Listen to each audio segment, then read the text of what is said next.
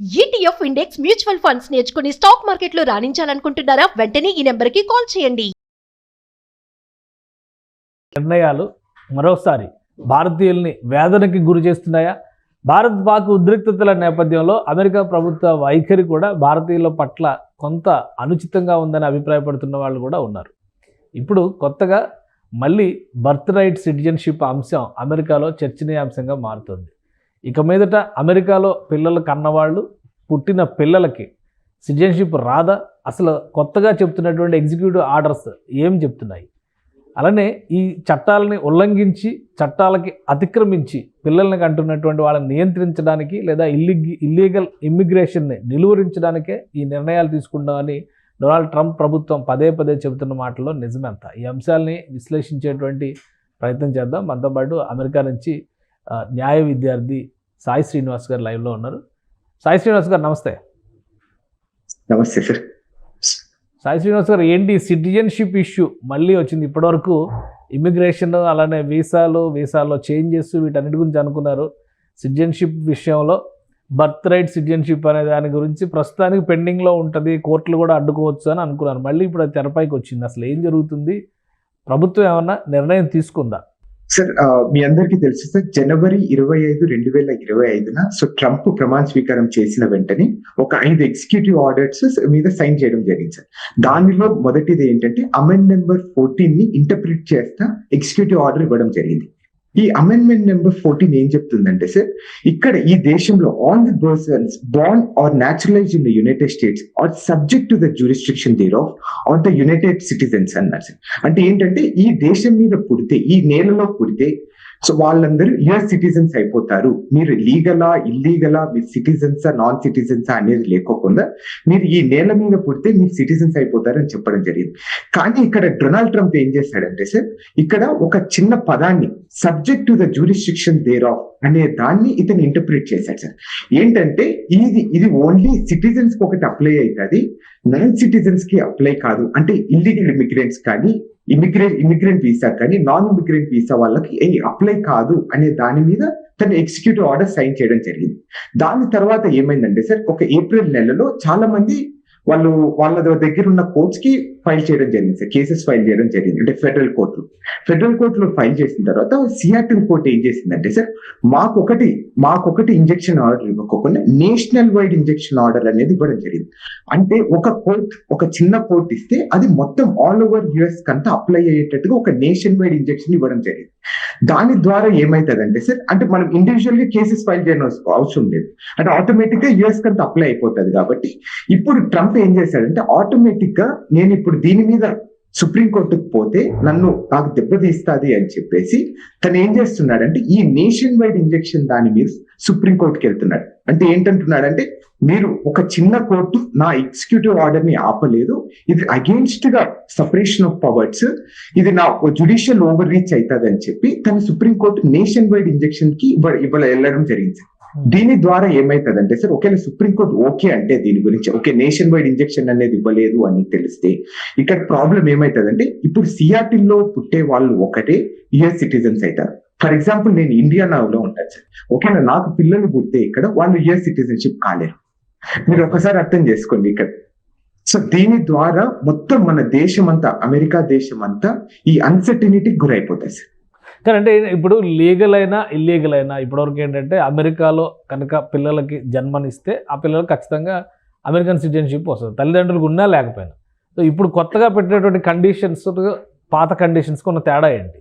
So కొత్త conditions కి పాత కండిషన్స్ సింపుల్ డిఫరెన్స్ ఏంటంటే సార్, పాత కండిషన్స్ లో ఏం చెప్తున్నాడంటే, ఇక్కడ ఈ నేల మీద పుడితే మీరు లీగలా ఇల్లీగలా, H1Bయా F1 టూరిస్ట్ వీసా మీద వచ్చారా అనేది లేకపోతే ఈ హాస్పిటల్లో, ఈ నేల మీద ఉన్న ఈ హాస్పిటల్లో మీరు పుడితే మీరు సిటిజన్స్ అయిపోతారంట. కొత్త దాని ప్రకారం ఏం చెప్తున్నాడంటే, either one of your parents should be citizens, అంటే మీ అమ్మైనా నాన్నైనా సిటిజన్స్, కానీ లేకపోతే వాళ్ళు గ్రీన్ కార్డ్ హోల్డర్స్ ఉంటేనే మీరు ఇక్కడ సిటిజన్స్ అవుతారు, లేదా కారు అని చెప్తున్నాడు సార్. ఓకే, ఇప్పుడు దీనివల్ల మన వాళ్ళకి భారతీయులకి ఎక్కువ సమస్యలు వచ్చే అవకాశం ఉందా? ఎందుకంటే జనరల్గా మన వాళ్ళంతా లీగల్ ఇమ్మిగ్రేషన్ మీదే ఉంటారు కాబట్టి, లీగల్ ఇమ్మిగ్రేషన్ మీద ఉన్నప్పటికీ కూడా, వీసాలు ఉన్నప్పటికీ కూడా ఇక్కడ చెల్లుబాటు కాదు, ఓన్లీ గ్రీన్ కార్డు హోల్డర్స్ మాత్రమే వర్కౌట్ అయింది. సో అలాంటప్పుడు భారతీయులకి కూడా ఈ నిర్ణయం ఇబ్బంది కలిగించేటువంటి నిర్ణయం అవుతుందా? సార్ ఇప్పుడు మీరందరు న్యూస్ లో చూస్తుంటారు సార్, ఇప్పుడు గ్రీన్ కార్డ్ రావాలంటే సుమారు 20-30 ఏళ్ళు టైం పడుతుందని. ఇప్పుడు ఫర్ ఎగ్జాంపుల్ ఇప్పుడు నాకు పుట్టిందనుకో సార్ పాప, ఇప్పుడు ఏదైనా ఆ పాపకు సిటిజన్షిప్ వస్తే ఏమైతుందంటే 18 ఏళ్ల తర్వాత మనకు ఆమె స్పాన్సర్ చేసే హక్కు ఆమెకు ఉంటుంది సార్, అంటే నా పేరెంట్స్ కి. ఇప్పుడు దాని ద్వారా వాళ్ళ జీవితాంతం ఎట్లా తలుచుకున్నా కానీ సిటిజన్షిప్ కాలేదు. అంటే ఇది ఇక్కడికి వచ్చి మనం ఏవి అనుభవించలేము సార్. ఓకే. ఇక్కడ ఇంకొక పాయింట్ ఏంటంటే సార్, సోషల్ సెక్యూరిటీ ట్యాక్సెస్ అని మన రూపంలో కట్టించుకుంటారు సార్. అంటే నన్ను F1 లో ఉన్నా కానీ, నేను చిన్న పని చేసినా కానీ, లేకపోతే జాబ్ చేసినా కానీ దాని మీద సోషల్ సెక్యూరిటీ ట్యాక్స్ కట్ చేసుకుంటారు. అది క్లెయిమ్ చేయాలంటే మీరు US సిటిజన్ అయితేనే క్లెయిమ్ చేసుకోవచ్చు. అది సుమారు ఒక 5 కోట్లు 6 కోట్లు అయితే సార్ మనం రిటైర్డ్ అయ్యే కొద్ది. ఆ డబ్బులంతా మనం క్లెయిమ్ చేసుకోలేము మనం సిటిజన్షిప్ కాలేకపోతే. మనం ఇక్కడ పనిచేసి ఇక్కడ ట్యాక్స్లు కట్టి మళ్ళీ లాస్ట్ కు US సిటిజన్స్ కాలేమని అది క్లెయిమ్ చేసుకోకుండా వెళ్ళిపోతుంది.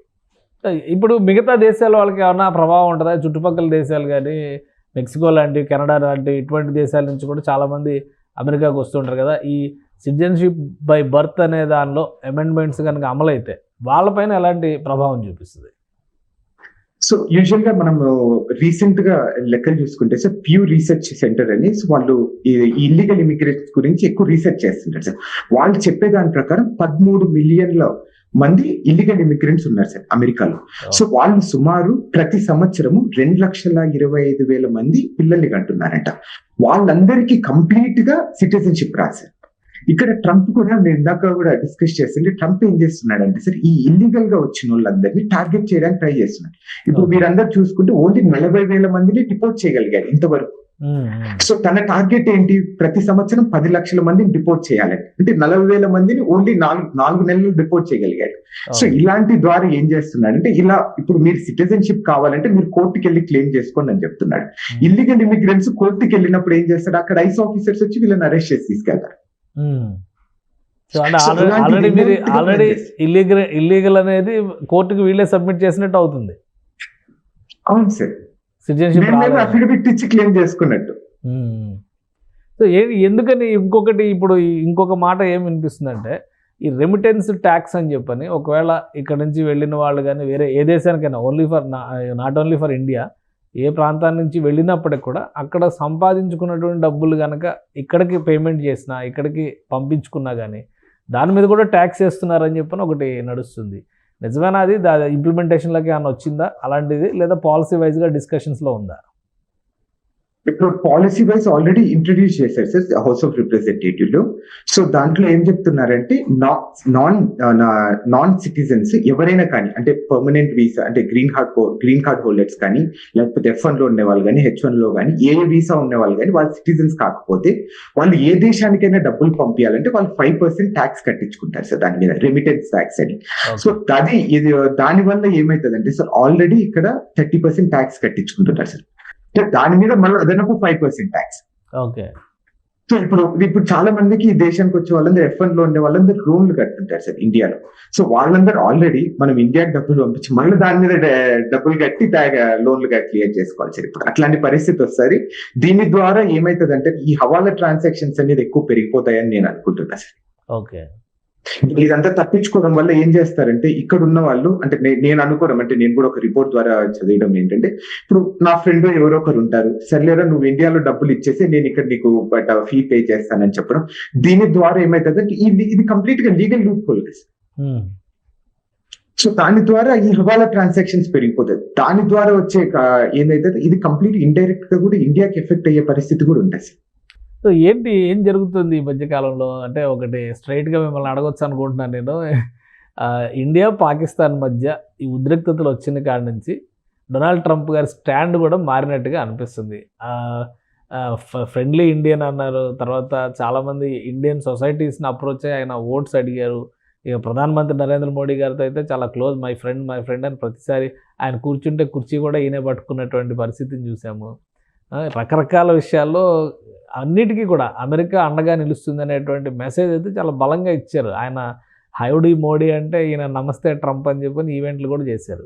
బట్ ఈ ఇష్యూస్ జరిగిన తర్వాత నుంచి స్టాండ్ చాలా హార్డ్గా మారింది ఇండియా పట్ల కానీ, ఇండియన్స్ పట్ల కానీ అనేటువంటి సంకేతాలు అయితే వస్తున్నాయి. ఇక్కడికి వస్తున్నటువంటి న్యూస్లో కానీ, మీడియాలో డిస్కషన్స్ కూడా ఇవే జరుగుతున్నాయి. అలాంటి పరిస్థితి ఏమైనా ఉందా? అంటే యూజువల్ గా స్టార్టింగ్ లో ట్రంప్ గెలుస్తానే మొదటిగా ఆనందపడిన వ్యక్తులలో అంటే నాకు తెలిసి యుఎస్ సిటిజన్స్ హ్యాపీగా ఫీల్ అయ్యారు లేదో నాకు తెలియదు, కానీ ఇండియన్స్ చాలా విపరీతంగా హ్యాపీగా ఫీల్ అయ్యారు. ఈవెన్ హైదరాబాద్ లాంటి మహానగరంలో కూడా ఎక్కడో మనకు తెలియని ట్రంప్ గురించి సెలబ్రేషన్స్ చేయడం జరిగింది సార్. అంటే ఎందుకంటే ఈ ఎకనామీ ఏమైనా రివైవ్ చేయగలడు, లేకపోతే ఈ క్యాపిటలిస్ట్ ఐడియాలజీ వ్యక్తి కదా సార్, ఏమైనా ఉద్యోగాలు బాగా ఇవ్వగలడు అనే ఒక ఇంటెన్షన్ తో సో తను గెలిచిన వెంటనే చాలా ఆనందంగా పడ్డారు. సో ఎందుకంటే చాలా మంది ఈ నాన్ ఇమిగ్రెంట్ వీసాలో ఉండే వాళ్ళంతా మన భారతీయ విద్యార్థులే కాబట్టి. సో కానీ రియాలిటీకి వచ్చే కొద్ది కంప్లీట్ గా డిఫరెంట్ అవుతుంది సార్ రోజు రోజుకి.